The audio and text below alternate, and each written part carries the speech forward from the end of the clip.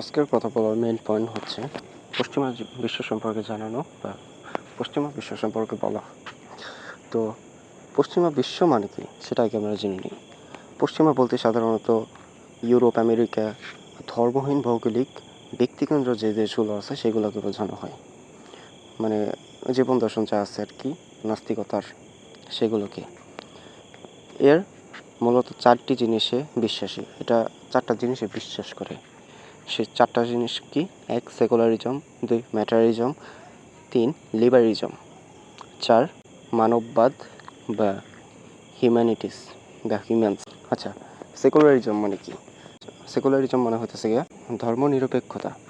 ধর্মকে শুধু ব্যক্তিগত ব্যাপারে মনে করা। একটা উদাহরণ যদি আমি দিই, সেটা হইতেছে নামাজ পড়তে হবে।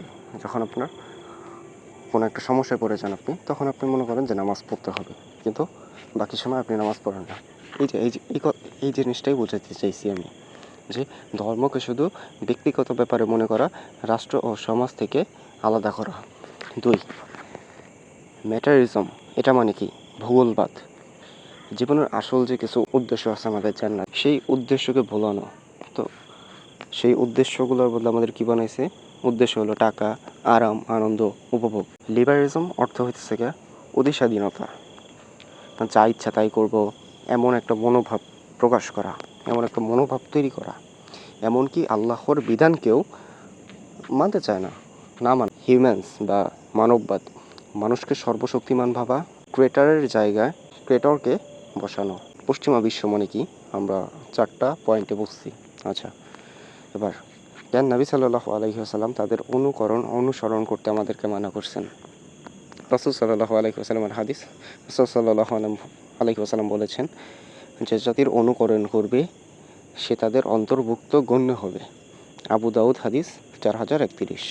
কারণ মুসলিমদের একটা আলাদা পরিচয় থাকতে হবে। পরিচয় থাকে, তারা যে কারো মানুষের পরিচয় তারা নিতে পারে না, তাদের নিজের একটা স্টাইল থাকে। এরপরে আছে তাদের জীবন ধ্বংসাত্মক ও আল্লাহর বিধানের বিপরীত। তাদের পশ্চিমা সংস্কৃতি যারা আছে তাদের। এরপরে মুসলিম যদি তাদের অন্ধভাবে অনুসরণ করে, ধীরে ধীরে ঈমান, আমল, লজ্জা, হায়া নষ্ট হয়ে যাবে। সে একসময় মুসলিম থেকে কাফির হয়ে যেতে পারে। তারা মুসলিমদের কেমন অবস্থা দেখতে চায়? প্রশ্ন। তো তারা মুসলিমদেরকে দেখতে চায় পশ্চিমা ইতিহাস থেকে মুসলিম উম্মাহকে ভয় পায়, কিন্তু তাই তারা মুসলিমদের আর্থিক দুর্বলতা, সংস্কৃতি ধ্বংস, তারপরে যুক্ত সমাজকে বিভ্রান্ত করতে চায়, রাজনৈতিকভাবে দুর্বল করতে চায়। আচ্ছা, 1 নম্বর, আকীদা দুর্বল করতে চায়, ইসলাম নিয়ে সন্দেহ ঢুকিয়ে দেয়, সংস্কৃতি ধ্বংস করতে চায়, হিজাব, শরিয়া, হালাল হারাম সীমা তুলে দিতে চায় সবের। এরপরে আছে যুব সমাজকে বিভ্রান্ত করতে চায়, সিনেমা, গান, ফ্রি মিক্সিং, নেশা এইসবের ভিতরে জাস্ট অ্যাড করতে চায়, এইসবের ভিতরে ডুবায় রাখতে চায়। এরপরে 4 নম্বর, রাজনৈতিকভাবে দুর্বল করতে চায়, মুসলিম দেশগুলোকে ভাগ করে নিজেদের দাস বানিয়ে রাখতে চায়। মুসলিমদেরকে তাদের যে দাস, চাকর, এটা বানায় রাখতে চাইতেছে। তাদের মূল উদ্দেশ্য কি? পশ্চিমাদের মূল উদ্দেশ্যটা কি? 4টা জিনিস। তাদের একটা হইতেছে মুসলিমদের থেকে ঈমান ও আমলকে কেড়ে নেওয়া। 2 ইসলামকে শুধু নামমাত্র ধর্ম পরিচালনা করা। মুসলিমদের পশ্চিমা সভ্যতা দাস বানানো।